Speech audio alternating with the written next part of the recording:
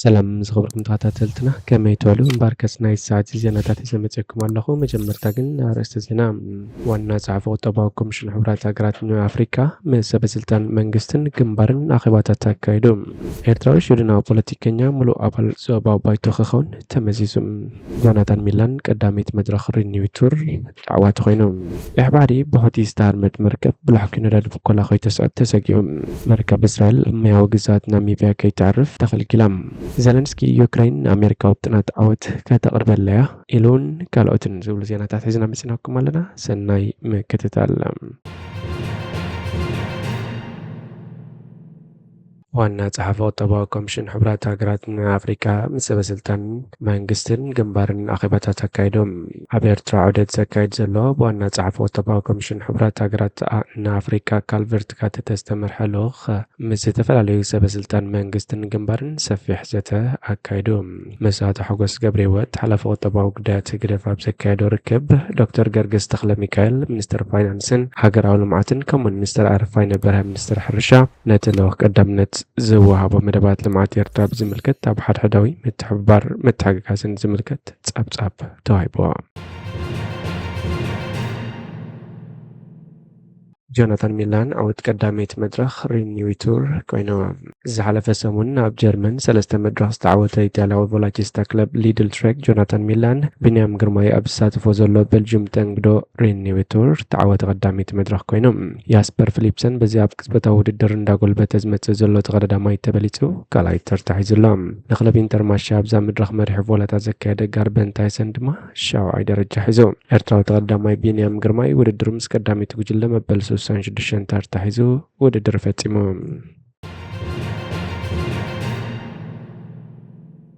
ኤርትራዊ ሽወደናዊ ፖለቲከኛ ሙሉእ ኣባል ባይቶ ዞባዊ ባይቶ ክኸውን ተመዚዙ። ኤርትራዊ ሽወደናዊ ዑስማን ሰይድ ዓብደላ ሙሉእ ኣባል ዞባዊ ባይቶ ኮይኑ ተመዚዙ። እቲ ኣባል ምዕራባዊ ዞባ ቫስተርኖርላንድ ኮይኑ ዘሎ ዑስማን ንሶሻል ዲሞክራትስ ወይ ማሕበራዊ ዲሞክራሲ ብምውካል መንበር ተዋሂቦ ዘሎ። ኣብ 2022 ነቲ ሰልፊ ብምውካል ኣብ ዞባዊ ምርጫ ከም ተተካ ኣባል ባይቶ ኮይኑ ተዓዊቱ ነይሩ። ኣብቲ ምርጫ ፓርላማ መንበር ንምርካቡን ናብ ሃገራዊ ምርጫ ተወዳዲሩ መንበሩ ይዝከር። እቲ ዜና ምስ በጽሐኒ ሓበንን ሓጎስን ተሰሚዕኒ ንዞባና ክውክል እምነት ክግበረለይ ዓብ ክብረት እዩ ግና ምስቲ መዝነት ዝመጽእ ሓላፍነት ድማ የርዳኒ ክብል ዑስማን ንቢቢሲ ተዛሪቡ። ንዘለና ብድሆታት ንምግጣምን ንህዝቢ ዞባና ንምግልጋልን ብልዑል ወኒ ተዳልየ ኣለኹ።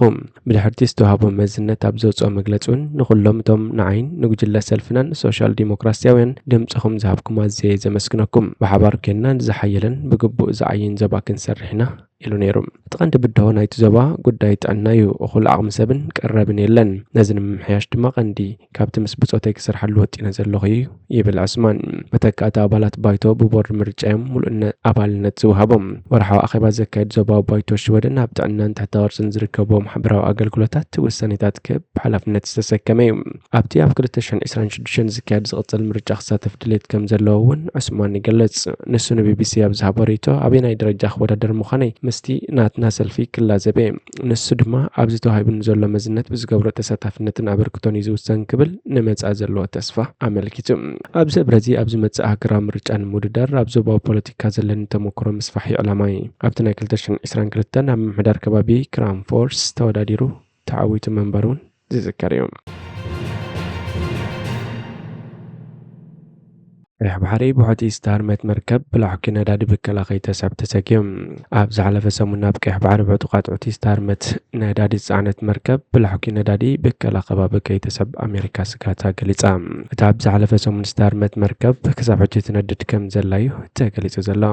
እታ ኤምቪ ሶይኒን ዝተሰመየት መርከብ ግሪክ ንምድሓንሲ ዝተበገሳ መርኽብ ተወሳኺ መጥቃዕቲ ክፍጸመን ምዃኑ ዕጡቓት ዑቲ ከም ዘጠንቀቑ እውን ኣሜሪካ ሓቢራ። እታ መርከብ 150 ቶን ወይ 1 ሚልዮን በርሚል ዘተጸራይ ነዳድያ ተጻዒና ነይራ። ኣብ ቀይሕ ባሕሪ ተዋፊሩ ዘሎ ልፍንታዊ ሓይሊ ባሕሪ ኤሮፓ ኣብ ዝባንታ መርከብ ባርዕ ተወሊዑ ከም ዘሎ ሓቢሩ። ዝለዓኾ ነዳዲ የለን። እታ መርከብ ሕጆን መለቓ ኣውሪዳ ደው ኢላያ ክብል ብረቡዕ መንገዲ ኤክስ ኣብ ዝሃቦ ሓበሬታ ድማ ጠቒሱ። እቲ መጠን ነዳዲ ኣብ ቀይሕ ባሕሪ እንተተኻዕዩ ኣብ ዓለም ብነዳዲ ካብ ዝሰዓቡ ብከላታት ከባቢ ዝኸፍአ ኮይኑ ክምዝገብ ከም ዝኽእል ይግለጽ ኣሎ። እቶም ቢራን ዝድገፉ እውን ዝበዝሕ ክፋል የመን ተቆጻጺሮም ዝርከቡ ዕጡቓት ሑቲ ንሓማስ ዘለዎም ደገፍ ንምራይ ካብ ቅድሚ 10 ወርሓት ሒዞም ኣብ ልዕልተን ብቀይሕ ባሕሪ ዝሓልፋ መራኸብ ንግዲ ተደጋጋሚ መጥቃዕትታት ክፍጽሙ ጸኒሖም እዮም። ኣብ ዝሓለፈ 10 ኣዋርሕ ብሖቲ ብዝፈጸሞም መጥቃዕትታት ክልተ መራኸብ ክጥሕላን ከለዋ ብውሕዱ ክልተ ባሕረኛታት ከም ዝሞቱ ሰነዳት ይሕብሩ። ሖቲ ዋላ እኳ መጥቃዕቶም ኣብ ልዕሊ መራኸብ እስራኤል ኣሜሪካን ዓባይ ብሪጣንያን ዝነጻጸር እዩ እንተበሉ ክሳብ ሕጂ ግን ኣብ ልዕሊ ዝኾነት መርከብ እዮም መጥቃዕቲ ዝፍጽሙ ዘለዉ። መርከብ ኤምሲ ሶኒኖን ኣብ ዝሓለፈ ረቡዕ ካብ ክልተ ንኣሽቱ ጀላቡ ብዝተተኮሰላ ብረት ክትረመን ከላ ጸኒሓኻ እንታይ ዓይነት ብረት ምዃኑ ብዘይተገልጸ ተተኳሲ ተሃሪማ ዳሕረዋይ ምህርምታ ባርዕ ስለ ዘበገሰ ከዓ ሞተራ ጠፊዩ ብዘይ ሞተረ እናተቓጸለት ጸንበለል ትብል ከም ዘላ ማሪታይም ዓባይ ብሪጣንያ ገሊጹ። እቶም ኣብታ መርከብ ዝነብሩ 25 ባሕረኛታት ብሓንቲ መርከብ ውግእ ኤውሮጳ ካብታ መርከብ ገይዞም ናብ ጅቡቲ ከም ዝተወስዱን ተፈሊጡሎም። እቶም ባሕረኛታት ምስ ወፁ ዕጡቓት ሖቲ ኣብ ልዕልታ መርከብ ተወሳኺ መጥቃዕቲ ብምፍጻም ሓዊ እና ተውላ ዘርኢ ቪድዮ ማሕበራዊ ሚድያ ተዘርጊሕሎም። ኣሜሪካ ብቐዳም ኣብ ዘውፅኦቶ መግለጺ ጉዳይ መርከብ ኤምቪ ሶዩኒዮን ኣዝዩ ከም ዘሻቐላ ብምግላጽ ኣብ ከርሲ መርከብ ኤምቪ ሶዩኒዮን ዘሎ ዘይተጻረየ ነዳዲ ኣብ ቀይሕ ባሕሪ እንተፈሲሱ ካብቲ ኣብ 1989 ናብ ኣላስካ ዝጋጠመ ምፍሳስ 257,000 በርሚል ዘይተጻረየ ነዳዲ ብ4 እጥፊ ዝዛይድ ብከላ ከስዕብ ከም ዝኽእል ስጋታ ገሊጸላ። ወሃቢ ቃል ፔንታጎን ሜጀር ጀነራል ፓትሪክ ሬይደር ነታ መርከብ ነዊሕ ስፖታ ንምጉዓዝ ክልተ ጎተት መራኸብ እኳ እንተሰዳ ሖቲ ንዓአን እውን ከጥቅዕወን ከም ዝኾኑ ዘፈራርሑ ሓቢሮም። ኣሜሪካ ምስተን ኣብቲ ዞባ ዘለዋ መሻርክተይ ትብልን ሃገራት ብምዃን ነቲ ኣብ ቀይሕ ባሕሪ ዘሎ ጸገማት ንምፍታሕ ትሰርሕ ከም ዘላ እቲ ወሃቢ ቃል ፔንታጎን ገሊጹሎም።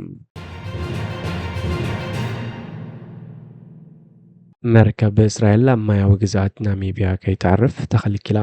ኣብ ጋዛ ዝካየድ ዘሎ ኩናት ንእስራኤል ዝዓለመ ወታደራዊ ጽዕነት ሒዛ ክትከይድ ተባሂላ ዝተጠርጠረት መርከብ ብሰበስልጣን ናሚብያ ኣብ ማያዊ ግዛት እቲ ሃገር ንኸይተዓርፍ ተኸልኪላ። ሚኒስተር ፍትሒ ናሚብያ ይቮን ዳውሳብ ንመንግስታዊ ማዕከናት ዜና ብዝሃበቶ መግለጺ እታ መርከብ ንእስራኤል ዝዓለመ ነታጊ ስለ ዝነበራ ደው ከም ዝበለት ገሊጻላ። ካብ ቪየትናም ዝተበገሰት ኤምቪ ካትሪን ካብ ወደብ ዋልቪስ ቤይ ከይተዓርፍ ፍቓድ ሓቲታ መንባራ ተሓቢሩሎም። ጉጅለታት ተጣበቕቲ መሰላት ናሚብያ ነታ መርከብ ክትዓርፍ እንተትፈቅድ ኣብ ኩሉ ዝኽእል ገሰት ሰብኣዊ መሰላት ተሳትፎ ክህልዋ ከም ዝኽእል ኣጠንቂቖም ነይሮም። እታ መርከብ ንምንታይ ክትዓርፍ ከም ዝደለየት ኣይፍለጥን እዩ። እንተኾነ ነዊሕ ጉዕዞ ዝገብራ መርከብ ንቐረብ ንዕረፍቲ ወይ ጽዕነት ንምውራድ ወይ ንምውሳድ ደው ዝብላ እየን። ኣብ ዝሓለፈ ታሕሳስ ጎረቤትን መሓዛን ናሚብያ ዝኾነት ደቡብ ኣፍሪካ እስራኤል ኣብ ልዕሊ ፍልስጤማውያን ኣብ ጋዛ ምጽናት ዓሌት ትፍጽመላ ብምባል ኣብ ሃገራዊ ቤት ፍርዲ ቀጻሊ ክሲ ኣበኪሳ ነይራ። እስራኤል ነቲ ክሲ ምጽናት ዓሌት መሰረት ዘይብሉ ኢላ ነጺጋቶም። ዋልቪስ ቤይ ዝዓበየ ንግዳዊ ወደብ ናሚብያ ኮይኑ 900 መራኸብ ዝቕበልን ናብ ዓመት 8 ሚልዮን ቶን ጽዕነት ከም ዝሕዝን በዓል መዚ ወደባት ናሚብያ ይሕብር። ብሶኒ ካብ ቪየትናም ኣብ ዋልቪስ ቤይ ክትዓርፍ ዝተመደበት መርከብ ኤምቪ ካትሪን ብመሰረት ናሚብያ ንህዝቢ ፍልስጤም እትህቦ ደገፍን እቲ ሃገር ኣብ ጋዛ ዝካየድ ዘሎ ኩናት ደው ክብል እትገብሮ ጻውዒትን ጽንዕቲ ምዃና ሚስ ዳውሳብ ንመንግስታዊ ማዕከን ዜና ኒው ኢራ ኣብ ዝሃበቶ ሓበሬታ ገሊጻ። ሚስ ዳውሳብ መርመራ ፖሊስ ጠቂሳ እታ መርከብ ብሓቂ ናብ እስራኤል ዝዓለመ ነታጊ ሒዛ ከም ዝነበረት በዚ ድማ ናብ ማያት ናሚብያ ከይተኣቱ ተኸልኪላ ኢላ። ናሚብያ ኣብ ገመናት ኩናት እስራኤል ገበናት አንጻር ሰብኣውነት ምጽናት ዓሌት ከምኡን ዘይሕጋዊ ጎበጣ ፍልስጤም ናይ ዘይምድጋፍ ግዴታ ኣለና ኢላ። ትካል ተጠባቂ ሰብኣዊ መሰላት ናሚብያ ቁጠባውን ማሕበራውን ፍትሒ ትራስት ነቲ ስጉምቲ ብሓጎስ ተቐቢለሎም። መንግስትና ኣህግራዊ ሕጊ ከኽብር ብምውሳኑን ኣብ ምጽናት ዓሌት ተሓባባሪ ከይከውን ምውሳኑን ሕጉሳት ኢና ክብል ጋዜጠኛ ሃርበርት ዳውች ንቢቢሲ ገሊጾም። በዓል መዚ ወደባት ናሚብያ ብዛዕባ ዓግታ እታ መርከብ ኣዲቡ ዝሃቦ ሪቶ የለን። እቲ ትካል ግን ውፅኢታዊ ድሕነት ግዝኣታዊ ማያትን ወደባትን ንምሕላው ክብል ኣፍሊጡ። ተወሳኺ ናሚብያ ኣብ ሃገራዊ ዝምድናታትን ፕሮቶኮላትን ዘለዋ መርገፂ ከም ዝድግፉን ገሊጽሎም። በዓል መዚ ወደባት ናሚብያ ኣብ ቀረባ እዋን ካልእ ሓደገኛ ጽዕነት መርከብ ብማያት ናሚብያ ክትሓልፍ ከም ዝፈቐደት እኳ እንተገለጸ ኣብ ወደብ ግን ከም ዘይተዓርፍ ገሊጽሎም። ዘለንስኪ ዩክሬን ኣሜሪካ ውጥናት ዓወት ከተቕርበለያ ኢሎም። ፕሬዚደንት ዩክሬን ቭላድሚር ዘለንስኪ ሰራዊቱ ናብ ሩስያ ዘባኩር ስክመቶም ኣካል ናይቲ ኣብ ዝመጽእ ወርሒ ንፕሬዚደንት ኣሜሪካ ጆ ባይደን ካቕርበሉ ሓንፂፅዎ ዘሎ ውጥናት ዓወት ከም ዝኾነ ገሊፆም። እቲ ፕሬዚደንት ብሶሊስ ብዙሓት ማዕከናት ዜና ብዝሃቦ መግለጺ እቲ ውጥን ናብ ፕሬዚደንት ጆ ባይደን ከምኡኻ ኣሜሪካ ነቲ ኣብቲ ውጥን ዘሎ ትህበና ዶ ኣይትህበናን ከምኡኻ ክንጥቀመሉ ይፍቀደና ዶ ኣይፍቀደናን ናብ ዝብል ከም ዝምርኮስ እውን ሓቢሮም። እቲ ውጥን ንገለ دمنا هنطوي كمثل يخليو نعنا جن أزيو أقداس وطنيو إلهم أتى بريزيدنت أسيبو تاقرو زلوا وطن غلط يوم نتوم بريزيدنت النزوة دارو كامالا هاريسن دونالد ترامبن كامزر يومون قاليس اللهم أما جمرتان حسب ركت زبالو تادرات يوكريننا مريت روسيا بميتاو نقلا خفال زبا كورسوك تقوصات يرم يركبهم روسياون كاب مريتا كتوصوم عقم 5 سنة يزقلا زلام مس بريزيدنت زيلنسكي بحبر حطوتات نمملاس سبتو على استرخبات زاد سراويت يوكرين جنرال ألكسندر سيرسوكي بوغنو سراويت يوكرين شانكل التاميتين 94 تربيت كيلومتر كام مريت روسيا تقوصاتيرو كام زلو قالتم ازيقن بي بي سي بزي شراو اكال كرقاقز ايكالن زلم جنرال ألكسندر سيرسوكي يوكرين مكلاخل عرتات كاوش مبرعاو دباتان مرحق منبر مريت روسيا حيزانا يمسنح مدب كام زي باللون أبريهم روسيا بوغنان أقداس النت كتما يوكرين زخونت بوكروبسك نمحاس تقس مهلاوي زقلت زلم كتما بوكروبسك زبزح مسمرات بابور يوكرين زحلف الله استراتيجيات كتما زي كبريزيدنت زيلنسكي نمجمرا زي هاجرو بعلا زمعبلة تعود فتنا باليستيكا ومثال كم زكادت حابير اللهم بزعبات هاجر عم عبلاتو زبلتو باليستيكا ومثال جن توسخ حبرته أي هبن يوكرين نبز مس روسيا تكايدو زلاك كنا تقدم بلا كب أمريكا استمت ولا باليستيكا ومثالات كتكم تنحيم يوكرين نبز خنا تتكمل زلات تكوستي مبزحتي كم معربين هاجرت توهباي روسيا كبز حلف خلت معلتات حساب للي يوكرين بيت فوز مزلنا يدرونن ميسايل متقعتي حيالو سبات كموتون كلو أبستفل عليك فلات تهاجر أجلجلوت إلكتريك تقاريت إركاب نزام الكتاب مجلس الذهب زيلنسكي روسيا توكينا دو قبل دليت كم زي بالله بمحبار روسيا قبل الهاجرو كل 230 نايدرونن ميسايل متقعتي كم زفتمت قالت لهم روسيا يوكرين نزوبا كورس كبت قطع سرعة حزام يوكرين زخون عينت زيت خطكايد قربنت كم زي بالله عينت سيريام وابغى المنجس روسيا ديمتري بيسكوف تمالسو لسب زهاب مجلسي أبساعة كينكا رستي زيت سلام من العلفة تسيمو كابكون نتسر حقيو إلهم روسيا قبل كاتيت كلتشان إسران كلتنا قبل يوكرين متقعت كابت جمر بيوكرين تدفع مريتا تحتك إذن أي فيلمايم دحر غلاي كينات عالم سراويت بعد مريتا وجزات روسيا دافئ كأتون أزي ناي مجمر يوم أمباركس زغبركم تغطاتلتنا ناي الساعة زي زينا عم السنة بزي فيتسم حدش زيناتات مكتتل سبسكرايب شير لايك كومنت مقبرة يترسعكم سلام